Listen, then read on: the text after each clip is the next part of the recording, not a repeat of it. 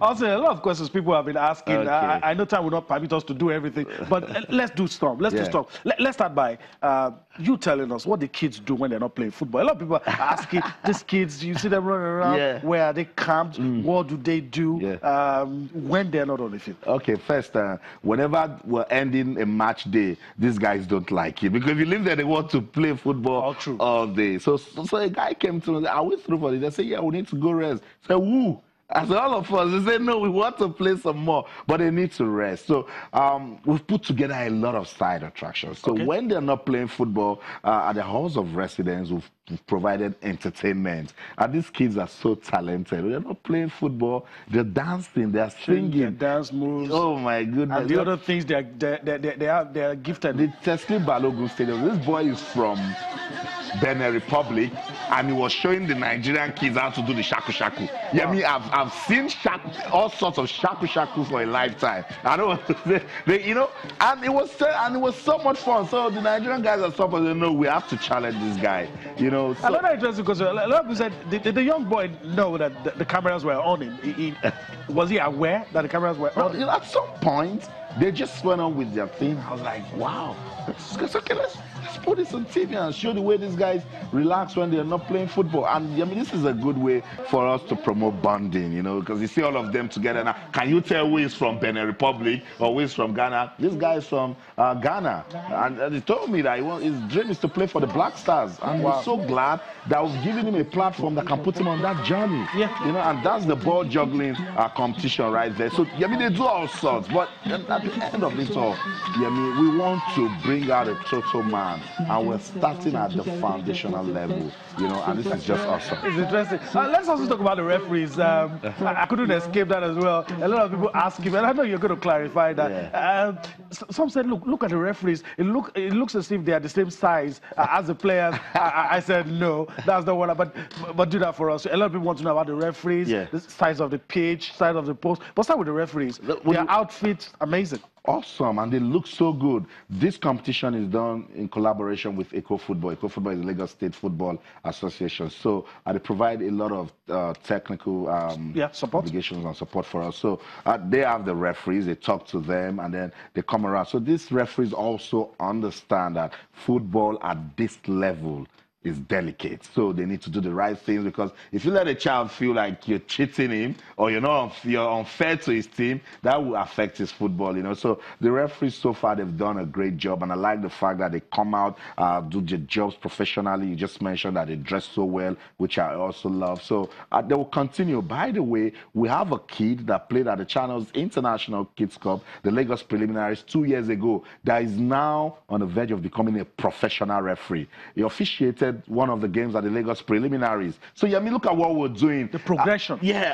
He's not playing football now. He's thinking of becoming a referee. That's because he still wants to be part of the game. Thank you. We opened him up to a lot of opportunities that he can live his dreams with football. A lot of people also want to know, is it 11 aside? So, you know, some say 2 sizes of posts. You know, you see some balls going. You wonder even if you have 3 keepers in that post, you're probably not going to stop. But the size of the post, size of the pitch, number of players. So we turned, we divided the pitch into 2, because I mean it's a standard pitch and it's big for these guys to run around. But I also say there's a caveat to that. Don't say they can't run it, because if you leave these kids, they will roll around all day. And I've never, since I've been covering the Channel's International Kids Cup, I've not had a child go to a coach and say, I'm tired. Substitute me. They are still running. Playing day after day. So we marked the field, as you can see, so they can run, you know, on it, you know, comfortably. 10-1, normal standard 11. You just see a lot of kids everywhere. Chasing the ball. They know where the ball is. They know their position, and of course, when they shoot, they want to score, and that's a goal right there. So for the goalpost last year, Yemi, remember we got a lot of calls. People said, "Oh, it's too high for the kids. Bring it to the standard, you know, that they can play." So we brought a goalpost, which is just appropriate for them. So now we get to see a lot of goalless results. You know, get to see a lot of 1-1, and then but when they want to score, they score. But in all, they're comfortable with the new introductions that we've made. Yeah, I've listened to you a couple of times in our private chats and some of the shows you've been on talking about the channels, International Kids Cup, and you've always been proud to mention names. You've always talked about names, and you're so confident. You tell us, write down this name you might get. So, what are the names that you think? Oh, this boy, you need to watch out for this boy. Some of the things you can mention that will make people go out tomorrow and say, oh, from so school, watch out for this young man. Yeah. From that school, watch out for this young lad.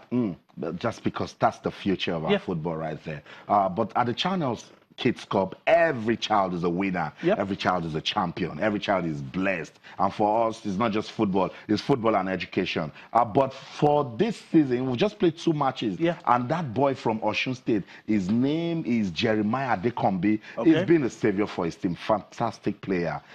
I mean, you need to see his ball control. Position? He's a striker. Okay. You need to see his ball control, his positioning, and he's so charismatic, the way he carries his team along. Also, the captain of Emmanuel Anglican Primary School from Ekiti, Abiodun Peter, also the captain of the side, scored a brace today. Fantastic player.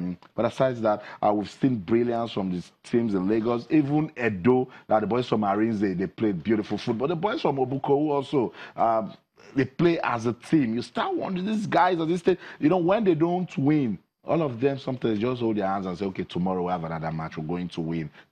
Life lessons, they are learning that sometimes when you fall, you don't stay there. You pick yourself back up. And we're doing that with football. I also want to thank you for your time on the show tonight. It's been a busy day. You still have a lot to do. All right. So, okay. Thanks for being part of the show today. We'll do this again tomorrow. Oh, sure. All right. All right, let's go on a break. When we return, we'll travel abroad and talk about what's happening in the English Premier League, the game that was played today, the Super Eagles, Team B, and Atletico Madrid. We'll do all that for you when we return from this break.